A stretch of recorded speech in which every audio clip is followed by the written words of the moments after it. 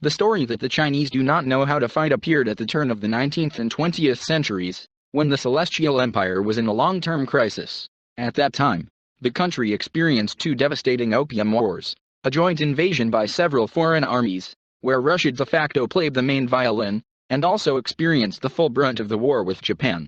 So we made sure that there are no warriors from these guys. Now, when the PRC has become the world's first economy, and the US military community has openly stated that in the event of a serious conflict it will not be able to resist the Chinese, what was said in the recent past in our country, and abroad, is reluctant to remember, and many are already openly afraid of the mighty Asian tiger. And yet, for such a large and strong state, China has been conquered too many times in its history, despite the fact that he surpassed any neighbors in technology, wealth, and population. Why? Let's start with the fact that China, as a single state, is more than 2,000 years old.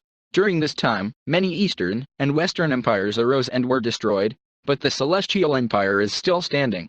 Like every state, it had certain cycles of its history and periods of power, for objective reasons, were replaced by periods of weakness and fragmentation.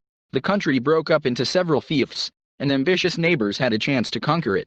That is, the first reason for the conquests of China is that it is 2,000 years old. Try to conquer the Soviet Union in the era of Stalin. Any military power will answer that this is basically impossible. Try to conquer the Russian principalities of the period of feudal fragmentation. This is no longer such an impossible task. Despite the fact that ancient Rus and the Soviet Union are one and the same country, it was the same in China. The second reason was that China was very unlucky with its neighbors. To the north of it were the Mongolian steppes. To the west, another large nomadic region. It was on this land that nomadism historically arose. It was here that the most powerful steppe nations lived. Here arose the largest barbaric political unions. Even though the inhabitants of the steppe are not as numerous as farmers, but due to their way of life, each of them is a ready soldier, and cattle breeding, as a system of management, allows for a long time to divert adult men to war without the threat of famine.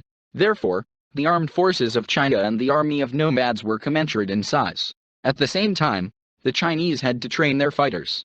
But the nomads from a young age were ready for war. Not only men, but also women knew how to shoot from a bow and ride a horse. No wonder they were often stronger. Another reason is that China, as an ancient and numerous civilization, has always been very dependent on growth problems. In conditions of a low level of production, the dispossession of peasants and the concentration of resources in the hands of the feudal lords often led to disasters among the common people. It is not surprising that many grain growers considered the nomads to be liberators.